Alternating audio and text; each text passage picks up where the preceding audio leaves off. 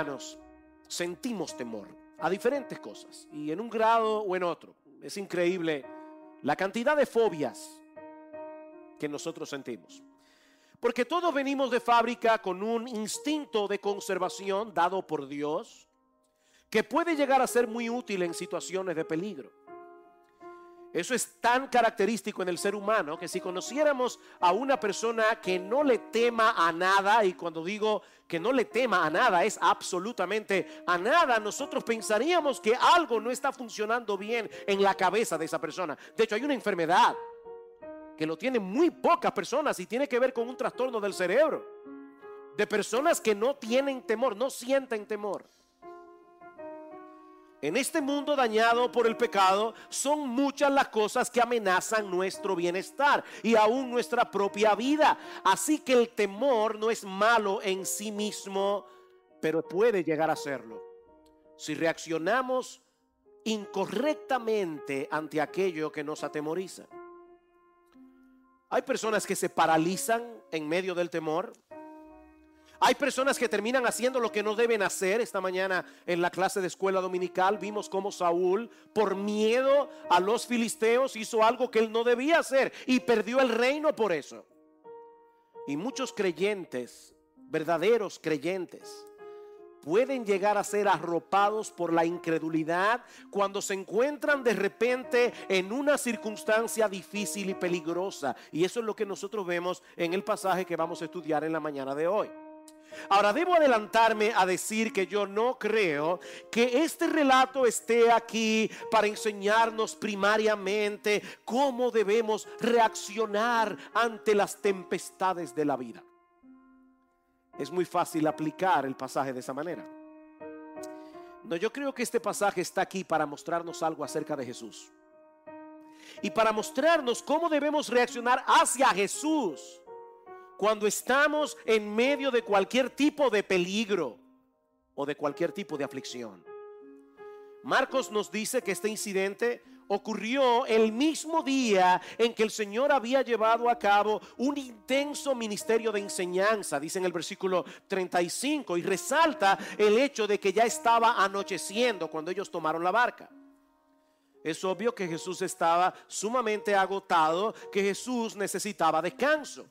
Así que le ordena a sus discípulos que se embarquen hacia el otro lado, es decir, hacia la parte oriental del mar de Galilea, donde las ciudades eran más pequeñas, eran menos pobladas. El mar de Galilea es en realidad un lago de agua dulce, relativamente pequeño, de unos 20 kilómetros de largo y unos 12 kilómetros de ancho, y ellos iban a atravesarlo precisamente a lo ancho. Se puede atravesar de un lugar a otro en poco tiempo relativamente, a no ser por el hecho de que en ocasiones se producen tormentas repentinas en el lago debido a ciertas características climáticas y geográficas de la zona. La superficie del mar de Galilea se encuentra a unos 210 metros por debajo del nivel del mar. O sea, usted llega, yo nunca he estado en Israel, pero sé que por las descripciones que he leído, que si usted llega a ver el mar de Galilea, es como si estuviera casi de la altura del Empire State, mirando hacia abajo. Es una descendencia bastante profunda. De hecho, el mar de Galilea es el lago más bajo del mundo, el lago de agua dulce que está más bajo a nivel del mar en el mundo. Cuando las corrientes de aire frío descienden de las colinas que rodean el lago y chocan con el aire caliente de la superficie, de repente se producen tormentas que pueden llegar a ser un verdadero peligro, aún para marineros con mucha experiencia, como era el caso de los apóstoles. Y eso fue precisamente lo que ocurrió esa noche. Yo he dividido este relato en 3 escenas. La primera la he titulado Una tormenta repentina y un Salvador exhausto. Marcos nos dice en el versículo 37 que se levantó una tormenta tan fuerte, y la palabra griega que se usa allí es la palabra mega. Fue un mega huracán, dice el texto literalmente, de manera que en cuestión de minutos la barca estaba a punto de naufragar. Las olas eran tan altas y golpeaban tan insistentemente la barca y con tanta violencia que la barca comenzó a zarandearse peligrosamente de un lugar a otro y se estaba llenando de agua con mucha rapidez. Así que los discípulos sabían que estaban en un serio problema. En una tormenta de esta magnitud y con un mar tan agitado, es completamente imposible que alguien pudiera sobrevivir fuera de la barca. Ni el nadador más experto hubiera podido mantenerse a flote por mucho tiempo. Y para colmo de males, para ponerlo peor, Jesús está profundamente dormido en la popa de la barca. Ellos están a punto de perecer y el Señor parece estar completamente ajeno a la situación. Aparte de que era obvia su debilidad y su cansancio. Hermanos, imagínense la escena. O sea, los discípulos están desesperados y el único en quien ellos pueden confiar en ese momento estaba como Superman rodeado de kriptonita, completamente dormido. Era tal el agotamiento de Jesús en su humanidad que ni el ruido de la barca, ni el grito de los apóstoles, ni el movimiento de la barca pudieron despertar. Él estaba dormido. Y Marcos quiere recordarnos en esta historia que Jesús era 100% humano y como cualquiera de nosotros, excepto que él nunca pecó. Mis hermanos, él no se estaba haciendo el dormido para dar una lección a los discípulos. No, él estaba dormido. Él estaba completamente exhausto. Y los discípulos sabían que su pericia como marineros no les iba a servir de nada para tratar de maniobrar en una tormenta como esta. Yo no sé cuántos de ustedes alguna vez han estado en el mar en un bote pequeño. Yo recuerdo una vez que salimos a pescar con el hermano Asier y otra persona que iba con nosotros. Y desde que yo me subí en la barca, en el botecito ese, y las olas comenzaron a subir y a bajar, y no era nada ni parecido a eso, ya yo comencé a tener problemas. Y lo primero que me dijo la persona que iba en el barco fue: yo no me devuelvo por nadie. Estuvimos ahí en Salinas como hasta las 5 de la tarde. A mí la náusea no se me quitó hasta que llegamos a tierra. Y esto era 1000 veces peor. 1000 veces peor. Ellos sabían que no iban a poder maniobrar y no contaban con Jesús, aparentemente. Era una situación realmente desesperada. Y ahora yo te pregunto, ¿alguna vez tú te has sentido así? No me refiero a la náusea.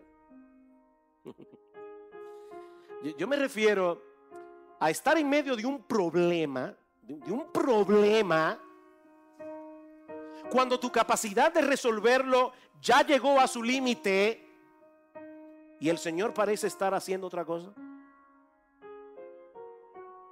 ¿Te sientes inútil y desamparado? Probablemente así se sintieron los discípulos aquella noche. Ahora, no olviden, mis hermanos, que no fueron ellos los que tomaron la iniciativa de cruzar al otro lado. El único responsable de que ellos estuvieran en esa situación tan angustiosa era Jesús. Él los había metido ahí. Aparte de que esa tormenta no se formó esa noche debido a las condiciones climáticas únicamente. Hay personas que cuando ocurren tragedias, ellos quieren defender a Dios. Defender a Dios, como si Él no tuviera nada que ver con las tragedias que ocurren en el mundo. No, las tormentas se forman debido a ciertas condiciones atmosféricas, así que no podemos responsabilizar a Dios por los vientos huracanados. No, mis hermanos, eso no es lo que el mismo Dios nos dice en su palabra. Él es el responsable de los vientos huracanados.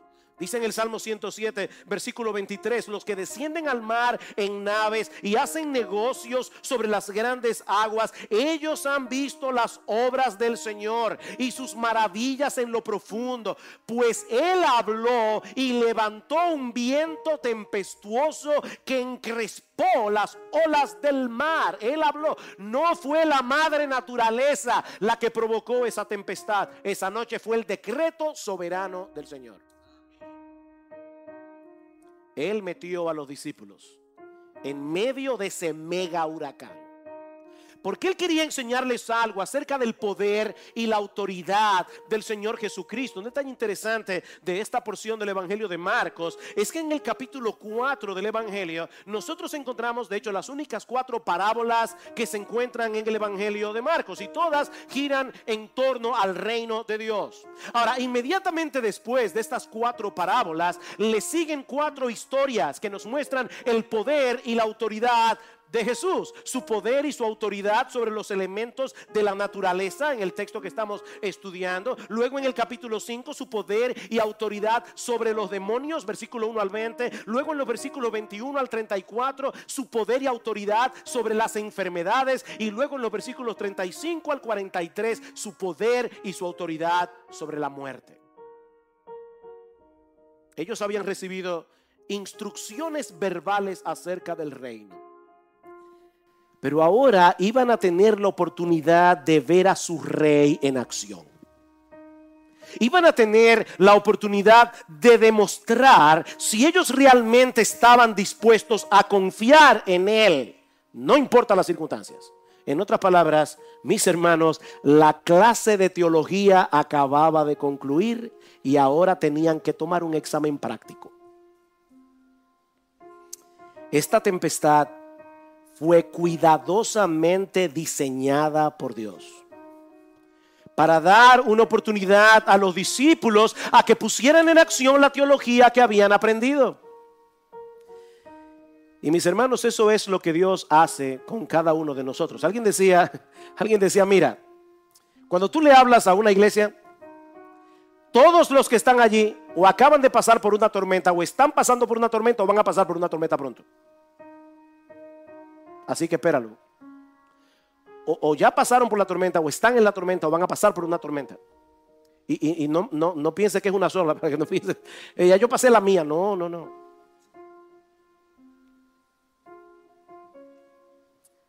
Dios nos lleva a atravesar por huracanes en esta vida. Y mis hermanos, es en esos momentos cuando somos tentados a pensar que Dios no nos ama. Es en esos momentos cuando somos tentados a pensar que Él nos está castigando por algo malo que hemos hecho. O es en esos momentos que simplemente nos olvidamos por completo de que Él está ahí sentado en su trono. Y no tenemos que estar atravesando por circunstancias muy dramáticas para que reaccionemos de esa forma. Como ustedes saben, estuve en Chicago esta semana, ya les decía hace un momento. Y tuve que aprovechar los vuelos para trabajar en este mensaje. Los aviones son fantásticos para eso. Cuando estaba sentado en el vuelo de regreso de Chicago a Miami, nos avisaron que había un problema con el avión. De hecho, cuando aterrizamos en Miami tuvo que venir los bomberos y todo ese tipo de cosas. No fue nada dramático, para que no se pongan nerviosos, pero fue medio, por lo menos me retrasaron el tiempo. El vuelo está retrasado, hay un problema, tenemos que regresar de nuevo a la puerta de salida. Ahora, yo sabía que el tiempo de conexión que había entre ese vuelo y el de Miami y Santo Domingo era muy ajustado, así que había una alta probabilidad de que yo perdiera ese vuelo y me tuviera que quedar en Miami esa noche, y eso no me hacía ninguna gracia.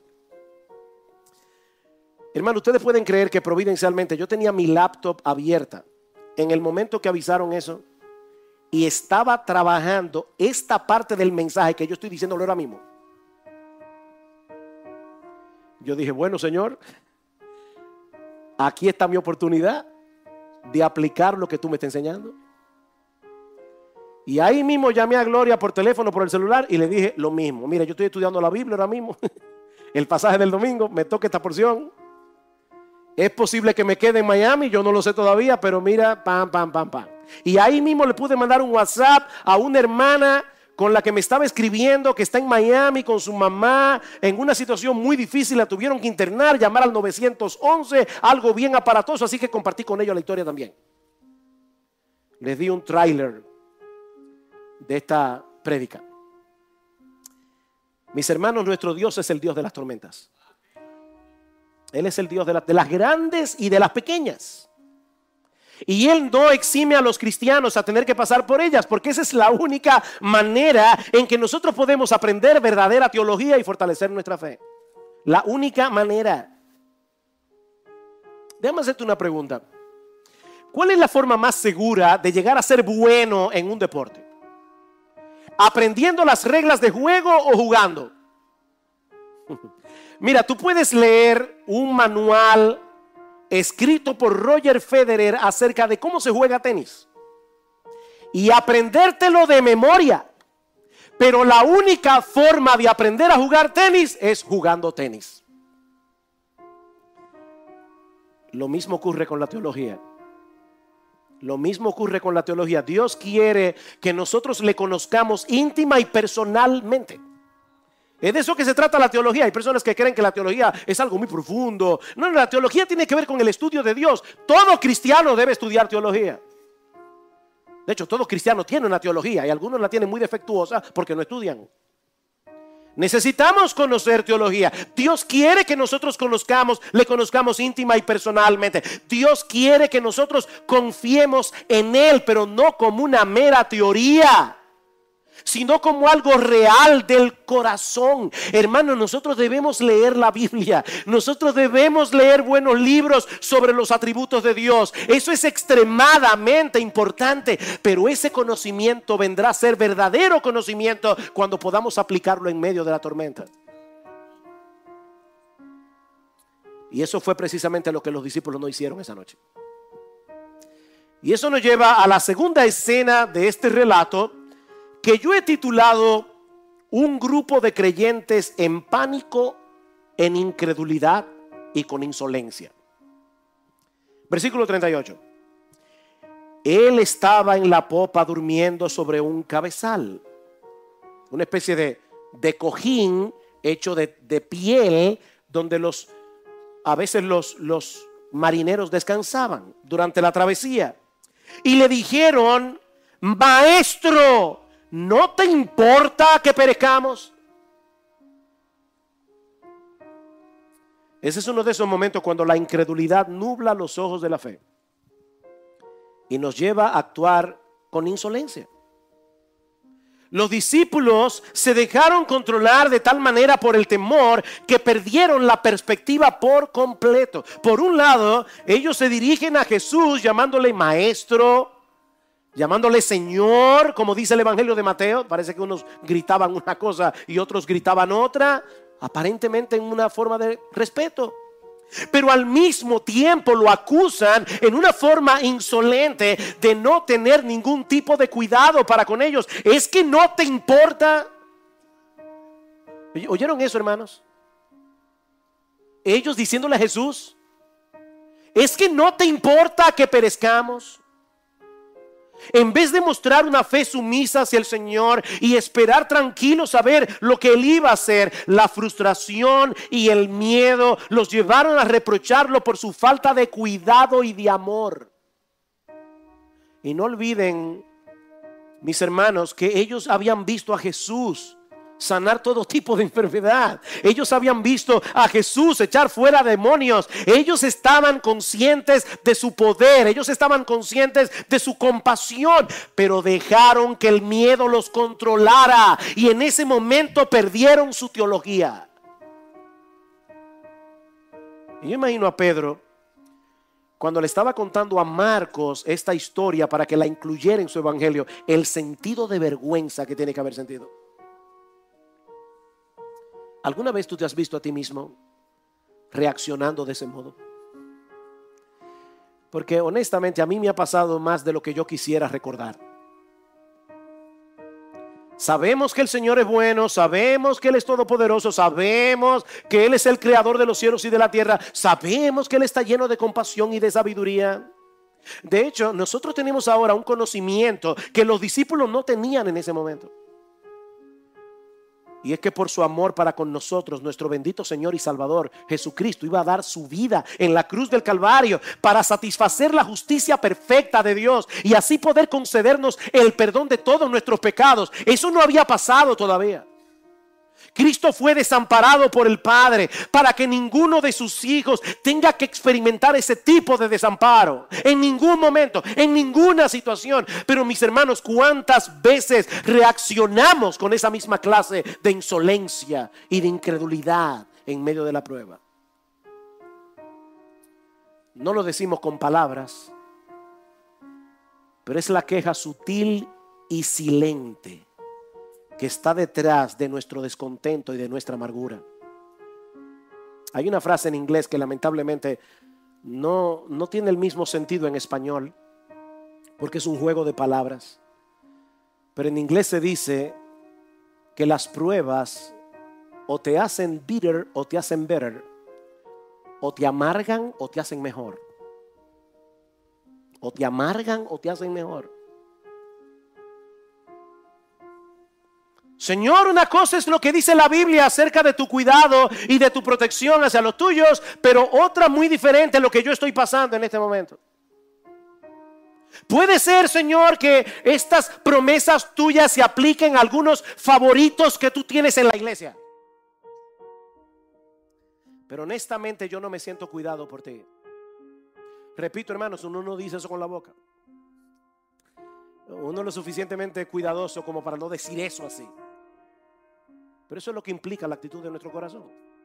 Señor, yo no me siento cuidado por ti. Si te soy más honesto todavía, yo creo, Señor, que a ti no te importa. Eso fue lo que le dijeron los discípulos. A ti no te importa. Estamos a punto de morir ahogados y a ti no te importa. Por eso alguien decía que esta es la historia de dos tormentas. Una tormenta en el mar y otra en el corazón. Y la del corazón era peor que la del mar. Aunque debo hacer una aclaración aquí, hermanos, cuando estamos en medio de la aflicción, no es ilegítimo ni pecaminoso necesariamente sentir temor y aún tristeza. El Señor Jesucristo en el huerto de Getsemaní, orando al Padre, le dijo: Padre, mi alma está muy triste hasta la muerte. Yo no quiero crear un problema de conciencia innecesario. La tristeza en sí misma no es pecaminosa. Es lo que tú haces cuando estás en medio de la tristeza. Es como tú manejas tu diálogo interior en medio de la tristeza, porque tú te vuelves vulnerable. Te vuelves vulnerable a que el pecado te arrope, a que el pánico te domine. Te vuelves vulnerable a que tu teología se vaya de tu cabeza. Y el Señor es tan bueno. El Señor es tan paciente que en vez de decir a los discípulos: yo voy a dejar que ustedes se hundan un rato en el agua hasta que me traten con un poco más de respeto y me lo pidan por favor. No, el Señor decide resolver el problema. El Señor responde nuestras oraciones aun cuando muchas veces no las hacemos de la manera más apropiada. Y eso nos lleva a la tercera escena, que yo he titulado Un milagro sorprendente y un temor más grande todavía. Versículo 39. Y levantándose, reprendió al viento y dijo al mar: cálmate, sosiégate. Y el viento cesó y sobrevino una gran calma. El Señor despierta de su sueño. Él no está en pánico. Él no muestra ningún signo de agitación. Y reprende al viento y al mar como si fuera un perrito faldero que está demasiado inquieto. Y de inmediato el viento se detiene y el mar se pone como un espejo. Y otra vez aquí aparece la palabra griega mega. Se produjo una mega calma, dice el texto literalmente. Una de las cosas que a mí me sorprende de este pasaje es la sencillez con la que Marcos narra todo esto. Jesús no se paró en el frente de la barca y dijo algún tipo de conjuro mágico al estilo de Harry Potter. De hecho, ni siquiera tuvo que pedirle al Padre en oración que calmara la tormenta. El poder de su palabra fue suficiente para que el viento se detuviera de inmediato y el mar se pusiera liso como un plato. El poder de su palabra. Cálmate. Sosiégate. ¿Saben que aquí ocurrieron dos milagros a la vez? Cuando el viento cesa en medio de una tormenta, las olas se siguen moviendo por un rato y se van calmando poco a poco. Pero eso no fue lo que sucedió. Es que instantáneamente el viento cesó y el mar se puso como un plato. Como dice el comentarista Guillermo Hendrickson, parece que en un ataque de poesía, dice: en este caso, el viento y las olas se sincronizaron en la sublime sinfonía de un silencio solemne.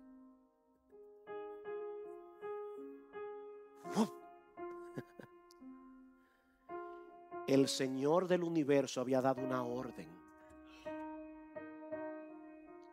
orden al viento y al mar que Él había creado, y no tenían otra opción que obedecerlo. Ese mismo Jesús que unos minutos antes estaba profundamente dormido, ahora demuestra en una forma contundente que nada ni nadie puede resistir su autoridad, ni siquiera los vientos huracanados.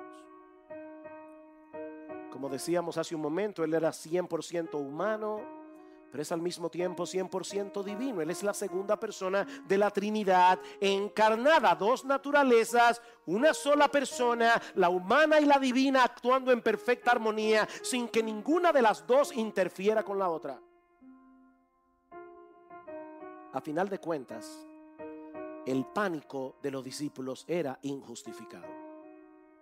Porque el Rey de Reyes, el Creador de los cielos y de la tierra, estaba con ellos en la barca, y en ningún momento dejó de estar en control en su naturaleza divina, ni siquiera cuando estaba profundamente dormido en su naturaleza humana. Ese pánico era injustificado. Mis hermanos, el gran problema de los discípulos no era la tormenta del mar. El gran problema de los discípulos era la tormenta de su corazón. El gran problema de los discípulos era su falta de fe. Versículo 40. Entonces les dijo: ¿por qué estáis amedrentados? ¿Qué pregunta? Yo imagino a algunos de los apóstoles: ¿cómo que por qué? ¿Por qué estáis amedrentados? ¿Cómo no tenéis fe? ¿Cómo no tenéis fe? Ellos no habían podido conectar los puntos entre los milagros que habían visto hacer a Jesús y la situación por la que estaban pasando en ese momento. Queridos hermanos, no son las circunstancias de la vida las que nos llenan de temor. No son las circunstancias de la vida, es la falta de fe. Es la falta de fe. Tenemos un montón de información almacenada en la cabeza acerca del poder, la bondad, la sabiduría, el amor de Dios, pero en el momento de la prueba nuestro diálogo interior nos traiciona. Tú vives hablando contigo mismo, y ¿saben qué? Nosotros somos nuestro peor enemigo, porque lo que nos decimos no corresponde con nuestra teología muchas veces, sobre todo cuando estamos en medio de la prueba. Lo que nos decimos no concuerda con lo que sabemos de Dios, y terminamos dominados por el pánico. Pero ahora viene la parte más extraña de esta historia.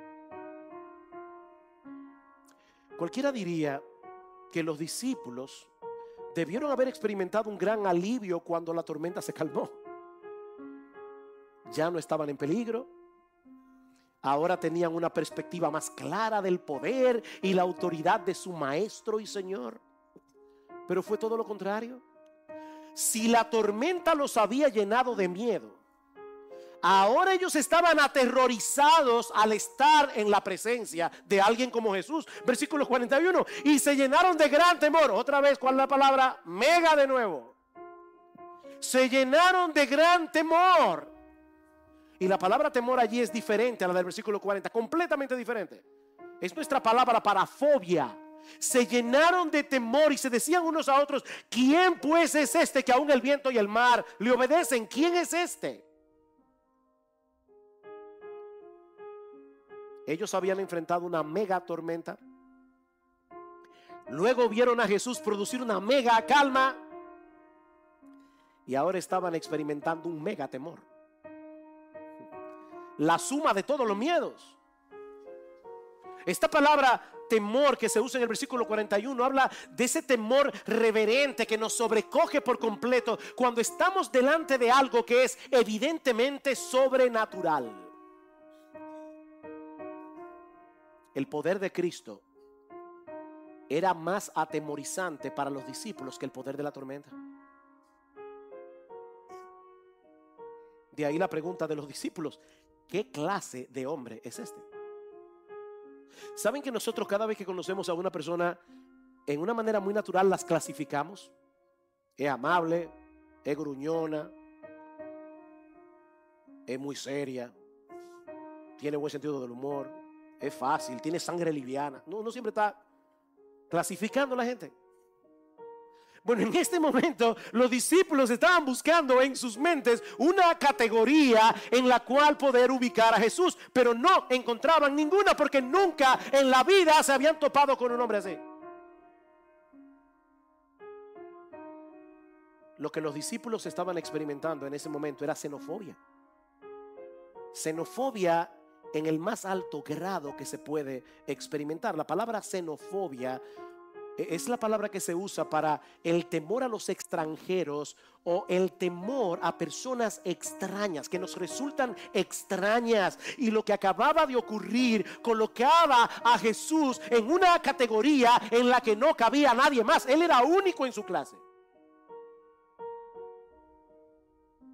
¿Alguna vez te ha pasado que tú estás con una persona que de acuerdo a la percepción que tú tienes de ella es más santa, más piadosa y más inteligente que tú?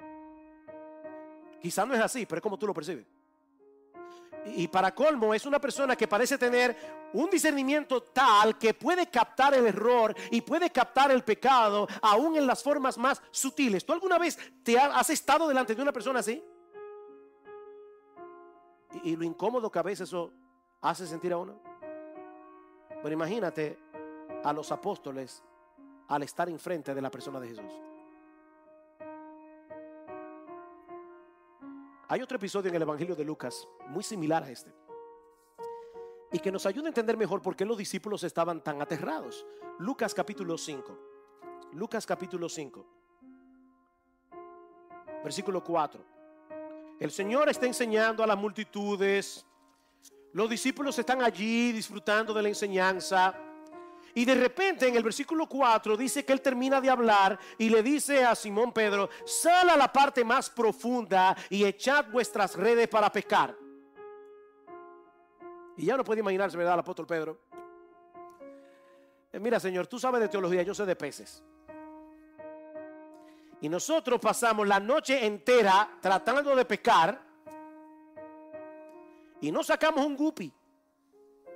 Y ahora tú dices que rememos mar adentro y que volvamos a hacer lo mismo en la hora menos apropiada para pescar. Mira, eso no tiene sentido, pero tú eres el maestro. Ya que tú lo dices, en tu palabra echaré la red. Y cuando lo hicieron, dice el versículo 6, encerraron una gran cantidad de peces, de modo que sus redes se rompían. Entonces hicieron señas a sus compañeros que estaban en la otra barca para que vinieran a ayudarlos. Y vinieron y llenaron ambas barcas de tal manera que se hundían. ¡Wow! Fue todo un éxito. En una mente pragmática como la de Pedro, fácilmente hubiera podido decir: mira, Señor, vamos a hacer un trato. Vamos a formar una empresa pesquera. Yo solo quiero que tú vengas una vez a la semana y hagas ese truco otra vez, una vez a la semana. Y lo partimos 50 y 50. Pero eso no fue lo que hizo Pedro. Cuando Pedro vio la barca llena de peces, escuchen cómo reaccionó. Versículo 8. Al ver esto, Simón Pedro cayó a los pies de Jesús, diciendo: apártate de mí, Señor, apártate de mí, pues soy hombre pecador. Porque el asombro se había apoderado de él y de todos sus compañeros por la redada de peces que habían hecho. Cristo no había dicho nada acerca del pecado. Él no estaba predicando acerca del pecado, pero su mera presencia hizo sentir a Pedro profundamente incómodo. Yo no sé cuál fue el diálogo interior que Pedro tuvo, pero probablemente fue algo como esto: si Jesús es capaz de ver en el fondo del mar dónde están los peces y tiene tal autoridad que puede ordenarles para que se metan en las redes, ¿qué estará viendo él en mi corazón?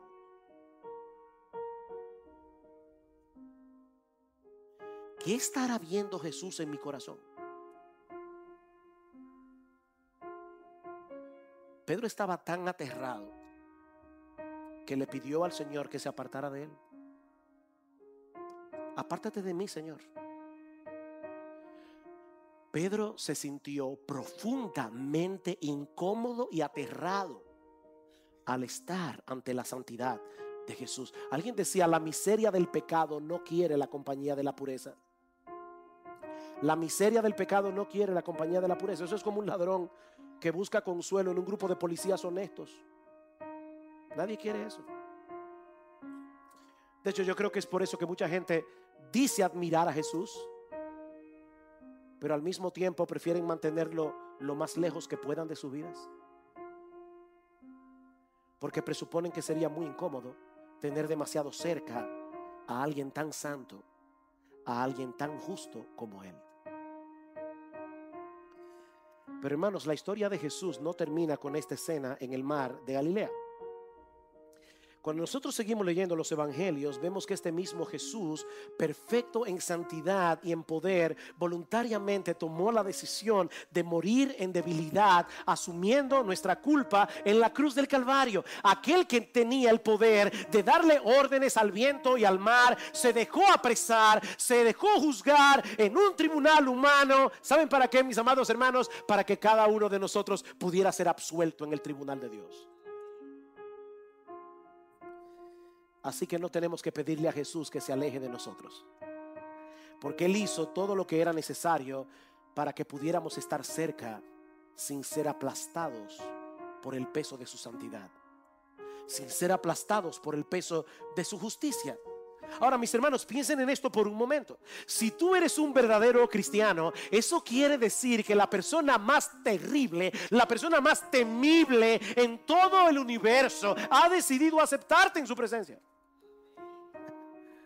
Me encanta cómo este personaje de las crónicas de Narnia, Lucy, le pregunta al fauno si Aslan es peligroso y dice: por supuesto que lo es, porque él no es un león domesticado. Mi hermano, el Dios del cielo te ha recibido. El Dios del cielo te ha perdonado. El Dios del cielo te ha cubierto con el manto de la justicia perfecta de su Hijo, y ahora te ha adoptado como parte de su familia. Él sigue siendo digno de temor reverente, porque sigue siendo el Rey de gloria. Pero ese temor no nos mueve a querer alejarnos de Él, porque ahora sabemos que ese Dios ha decidido amarnos en la persona de su Hijo, y ahora nos cuida como si fuéramos la niña de sus ojos. Ese mismo Dios. De hecho, ese es el argumento que Pablo usa en Romanos capítulo 8. Romanos 8, capítulo 8, versículo 14 en adelante. El apóstol Pablo está hablando allí de cómo nosotros debemos mortificar el pecado, de cómo nosotros debemos ser santos si somos verdaderos creyentes. Pero dice en el versículo 14: porque todos los que son guiados por el Espíritu de Dios, y ahí no habla de ser guiado para ver qué carrera tú vas a estudiar o con quién te vas a casar. Por el contexto nosotros sabemos que somos guiados por el Espíritu de Dios a ser santos. Porque todos los que son guiados por el Espíritu de Dios a ser santos, los tales son hijos de Dios. Pues no habéis recibido un espíritu de esclavitud para volver otra vez al temor, sino que habéis recibido un espíritu de adopción como hijos, por el cual clamamos: Abba, Padre. El Espíritu mismo da testimonio a nuestro espíritu de que somos hijos de Dios. ¿De qué está hablando Pablo aquí? Que cuando nosotros venimos a Cristo en arrepentimiento y fe, Dios envía a su Espíritu Santo a morar en nuestros corazones, y ese Espíritu nos guía hacia la santidad, dice Pablo. ¿Cómo el Espíritu hace eso?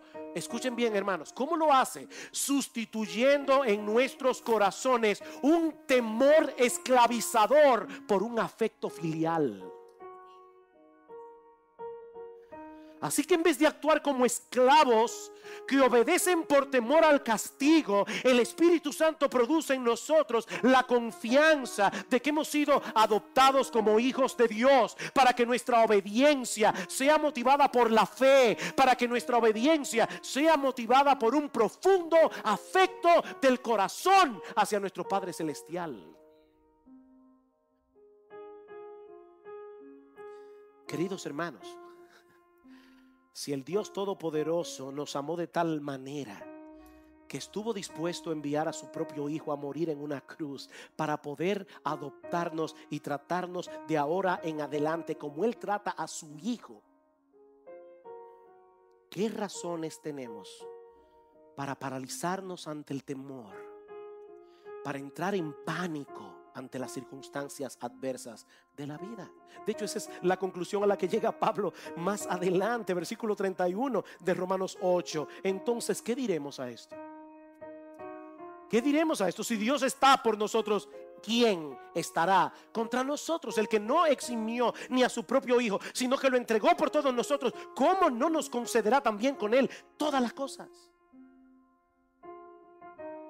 Mis hermanos amados de IBCJ, Jesús no solo calmó la tormenta aquella noche, sino que por amor a nosotros Él decidió sufrir la más terrible de las tormentas.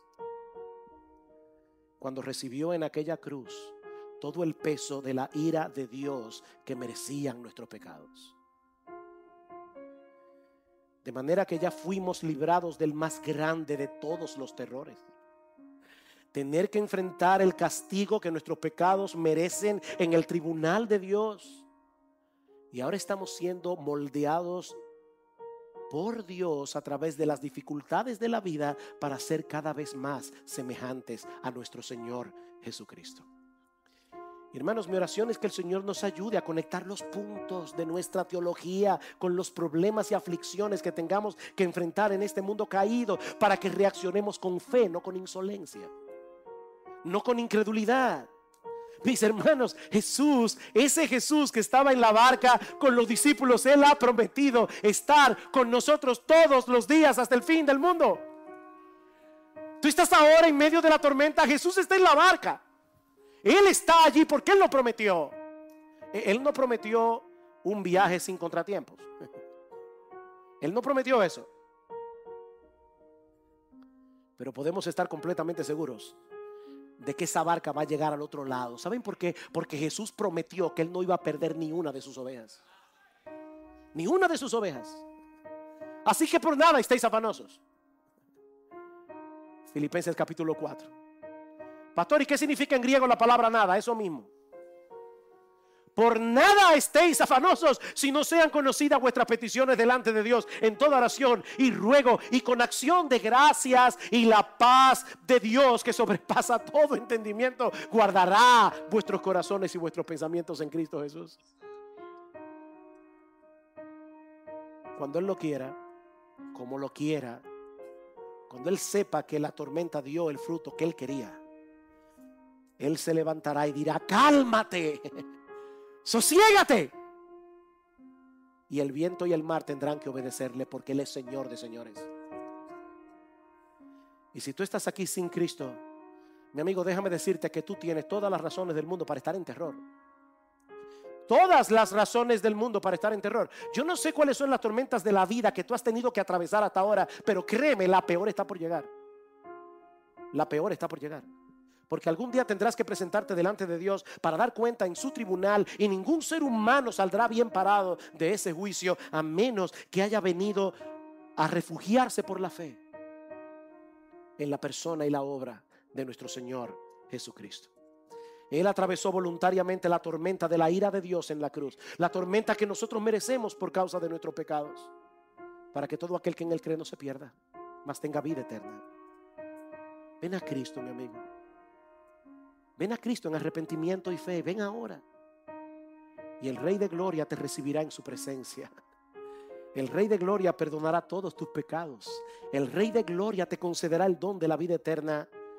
Y a partir de este momento estará contigo en tu barca hasta que llegues seguro a las costas del cielo. Oh, que Dios bendiga su palabra en esta mañana y alimente nuestra fe con una visión más clara de la gloria, la hermosura, el poder y la majestad de nuestro gran Dios y Salvador Jesucristo.